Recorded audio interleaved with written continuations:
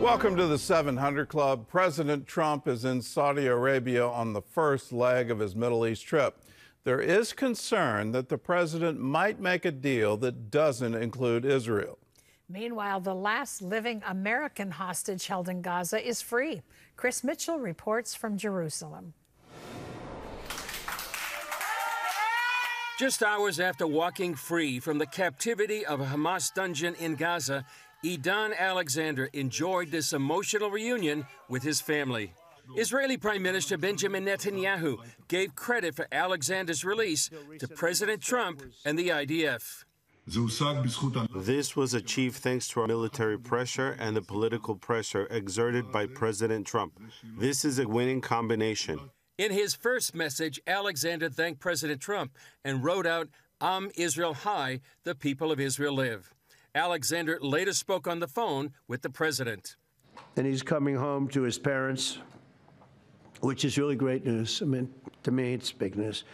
They thought he was dead, so that's sad. Netanyahu also said he spoke to President Trump after what many are concerned is a growing disagreement between the two countries. He told me, I am committed to Israel. I am committed to continuing to work with you in close cooperation to achieve all of our war goals, to release all the hostages, and to defeat Hamas. It goes together. The things are intertwined. Still, some Middle East analysts see Alexander's release as a diplomatic victory for Hamas. While the terror group received no compensation, they say it succeeded in drawing the U.S. into pressuring Israel to end the war in Gaza. Netanyahu's office announced it's sending a negotiating team to Doha to see if a deal can be reached to release more hostages from Gaza.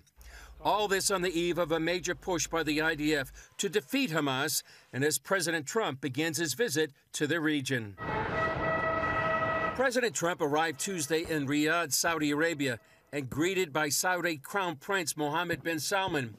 The goal of the trip is a potential diplomatic and economic bonanza that could bring as much as $1 trillion in investment in the U.S. Regional leaders will participate in a summit Wednesday that may include Palestinian Authority President Mahmoud Abbas. Some believe Crown Prince bin Salman may want to tie the establishment of a Palestinian state to normalizing relations with Israel. It's this focus on a Palestinian state, along with the lure of a massive economic deal, that concerns many Christian groups who support Israel.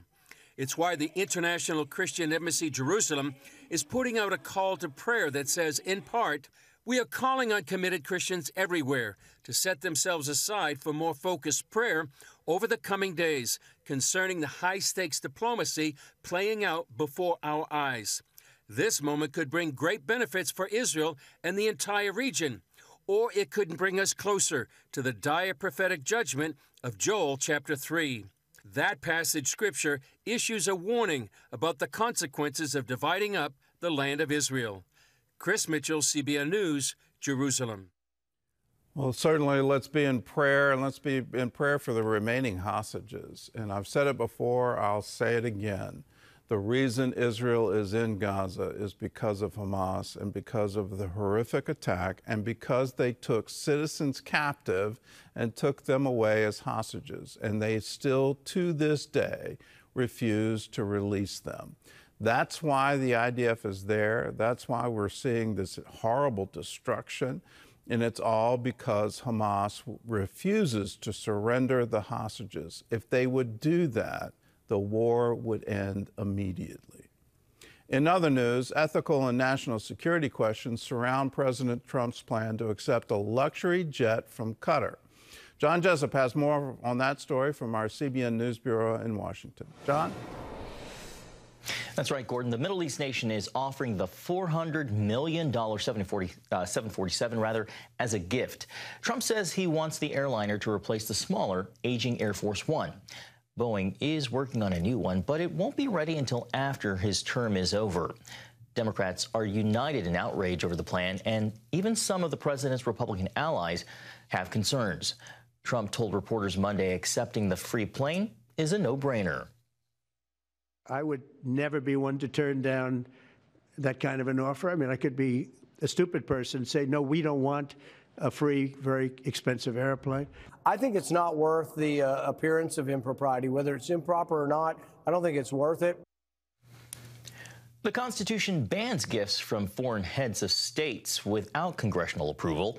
Attorney General Pam Bondi argues it's not a bribe because the Qatari royal family won't get anything in return. Security experts point out that the plane would have to be taken apart and inspected for listening and tracking devices. Several MAGA influencers are also publicly disagreeing with Trump's decision, including Ben Shapiro, Mark Levin, and close confidant Lara Loomer. On his podcast, Shapiro cited Qatar's ties to radical groups, saying, taking sacks of goodies from people who support Hamas, the Muslim Brotherhood, Al Jazeera, and the rest, that's not America first. Well, the stock market surged after the U.S. and China announced they're lowering tariffs for 90 days, giving both sides breathing room to continue working on a long-term deal. The Dow shot up more than 1,100 points on the news. Both sides will lower reciprocal tariffs to 10%, with the U.S. retaining a separate 20% levy for China's alleged role in America's fentanyl crisis. President Trump is calling it a total reset in trade relations with China. However, he did say tariffs will rise again if the two sides don't reach a permanent deal. Well, the Department of Government Efficiency, also known as DOGE, is on a mission to cut government spending. Those cuts are now affecting state budgets, taking away millions of dollars. CBN's Charlene Aaron traveled to Mississippi recently to see the impact on a state that's already struggling. Here's her report.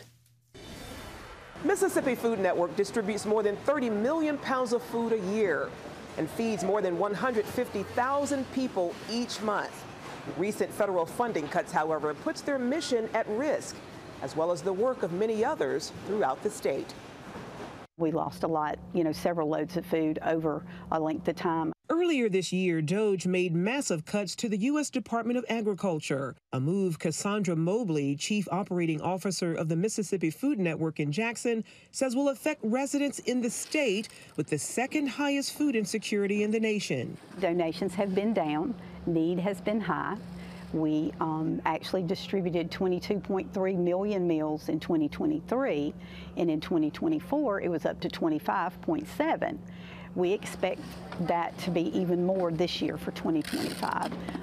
With the need growing, inflation's not going down. The USDA supplies the network with funds for its emergency food assistance programs, which provides truckloads of protein, dry foods, and other goods. We're accustomed to getting over 2 million pounds of food in every month and 2 million pounds going out through the federal programs, through donations, through purchasing. Other areas in the state government also hit hard, including state health agencies and school districts, with the Mississippi education system losing more than $137 million in federal funds after the U.S. Department of Education halted access to pandemic-era grant money, funds originally expected to last through 2026. Schools had been spending the money for literacy, math programs, and other projects. In 2024, Mississippi was ranked the second least educated state in the country. Many say help is needed now more than ever. Russ Nelson, principal at St. Richard Catholic School, is shocked by the cuts. The school had been receiving COVID-related funds. It happened in the middle of a school year. We had new technology coming in. We had new iPads, new MacBooks for the teachers, and all that's gone that we thought was going to be here already. The state's Republican governor, Tate Reeves, telling CBN News, while he understands the pain felt across the state, drastic measures are needed to rein in the federal budget. We've got to find ways to balance the budget, and so I certainly commend the president and his new administration in trying to do that, because if we don't, our financial system and financial situation is going to become an existential crisis in our country, and so we've got to try to navigate our way through it. Meanwhile, many are seeking alternative funding sources to meet the critical needs across the state. Charlene Aaron, CBN News, Jackson, Mississippi. Critical and growing needs. Thank you, Charlene. Gordon, back to you. That story shows I guess, the spectrum of what the federal government is doing. And on one side, do you really want us to continue to get into debt so that you can get new iPads and new Macs? And I think the answer quite clearly is no. We shouldn't be getting further into debt in order to provide that kind of technology to a school. On the other side of it is the nutrition piece. And when children don't have proper nutrition, the studies are conclusive that they cannot perform in school. And so if you're talking about school lunches or after-school programs, those kinds of things that are designed to keep children in school, to make sure that they're able to graduate and have a success in an information society, well, then we have to do whatever is possible. So the Head Start program is absolutely necessary for that kind of nutrition going to children who are at risk. And you literally cannot recover from lack of calories, lack of nutrition in your formative years. So there needs to be a balance, and obviously there needs to be a balanced budget.